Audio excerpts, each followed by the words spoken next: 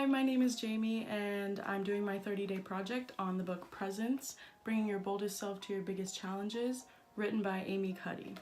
This book is basically a guide on how to carry yourself with more confidence and how simple changes can make a big difference. My goal for this project is to ultimately improve how I present myself, as well as to become better at focusing on acting in a way that represents my true self. Although I'm going to be working on feeling more powerful in stressful situations, I also want to remain selfless and caring towards others, because on page 140, Amy talks about how power helps us fixate less on what people think, which is liberating, but it can also cause us to think less about other people and to think carelessly about them when we do. And I want to keep that in mind basically throughout the project and focus not only on my own improvement, but keeping people in mind as I do so.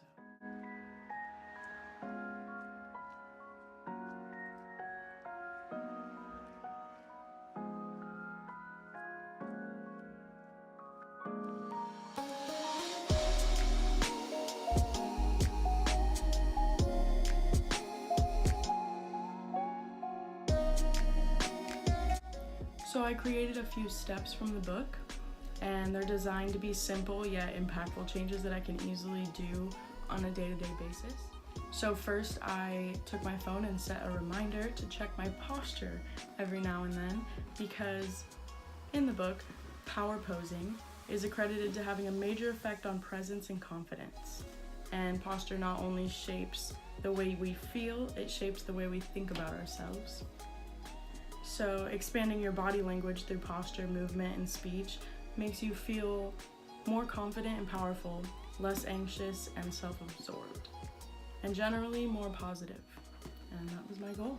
So by the end of the first week, I actually found myself having slightly better posture throughout the end of the day, because every few hours I would check it and make sure to sit up straight and have a power pose instead of slouching and looking just not confident and not wanting to be there.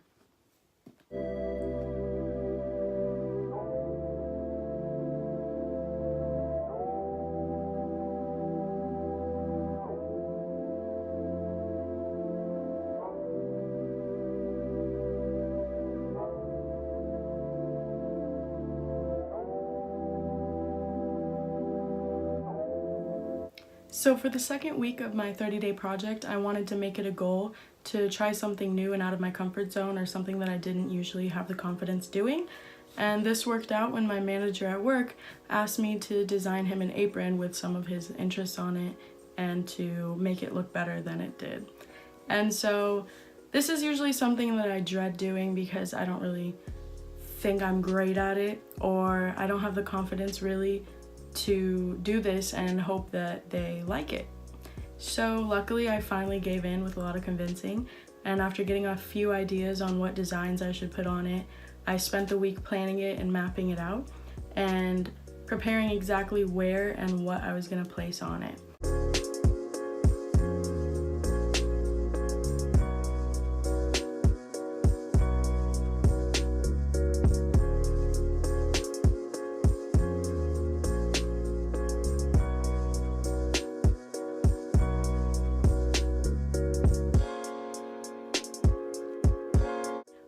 My goal for this week was to not only try something new, but to do it in a way that represents my true self, because in the book that's something that's really talked about, and that's what I'm working towards.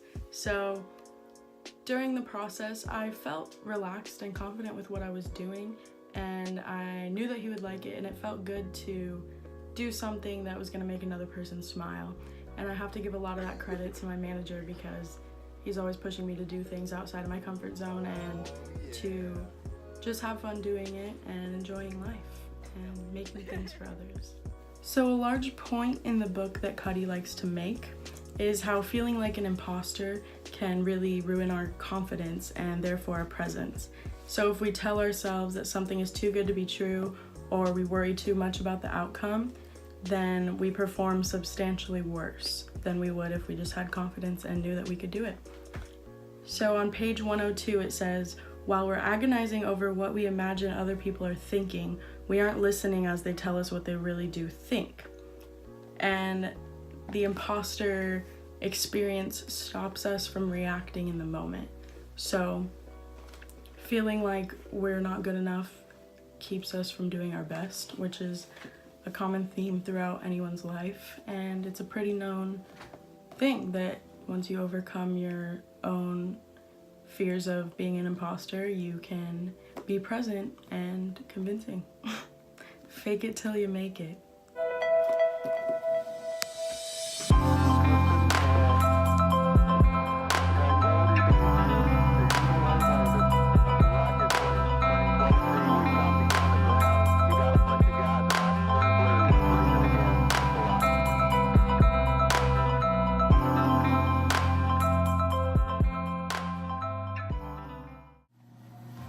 So for the third week of my 30-day project, I decided to start working more on the actual presence part of the book that's called Presence.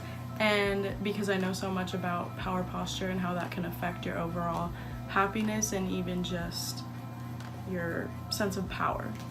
And so there's a section in the book on page 174 that's called Surfing, Smiling, and Singing Your Way to Happiness. And it basically says that what happens in our minds is the cause of what our bodies do and feel, and how we act makes a difference on how we feel as a person on any given day. So towards the middle of the time we've been working on this project, I spent about over a month visiting my grandfather in the hospital, and after he passed away, I realized that I needed to shift my personal thoughts to stay positive for my grandmother not only, as well as do some things to keep myself true to myself. The book emphasizes how trauma can cause profound disharmony in between the body and the mind, and this convinced me to make some changes in my immediate life to organize not only my thoughts but even my physical surroundings. And so to do this, I cleaned my room.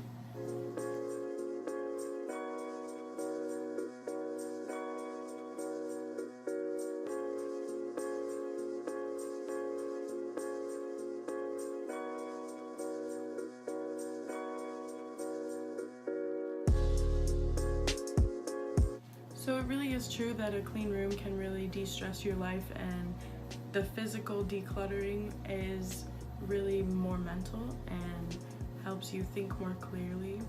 And after cleaning my room, I can definitely say that it feels lighter to be just in the space and less stressful anyways. Even when everything else in my life could be falling apart, I will have a clean room, and it makes you feel like you have it together when you really don't.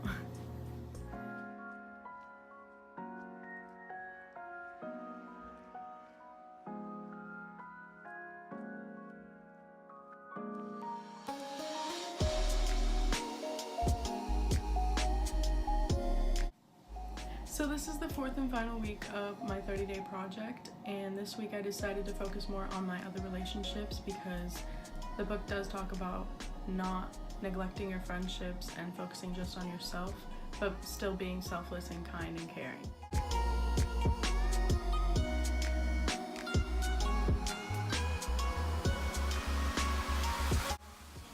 So I decided to go to my best friend's talent show at her school. It was a good time because I don't get to see her as much as I wish I could, and every time I get a chance, I'm gonna take it.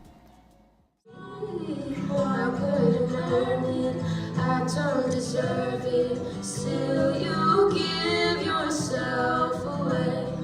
Oh, the overwhelming, never-ending, reckless love of God. So that was one thing that I wanted to do.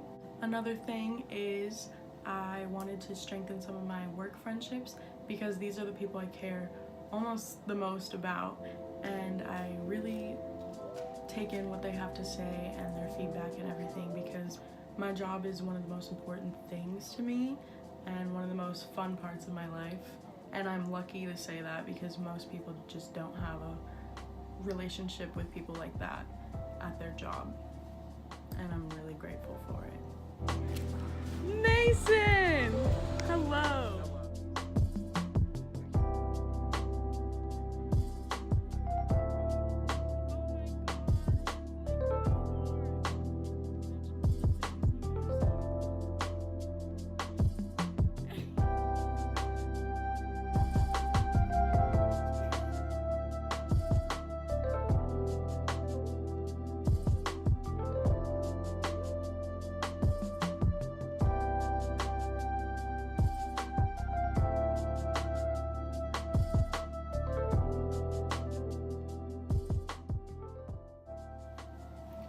I think doing this and keeping connected with my friends and growing our friendships really helped me just be happier and have that confidence that I've been working on. And I think by the end of this week, I definitely wasn't as stressed out as I usually am, just to have that breather and get to see people and just do what I don't get to do all the time.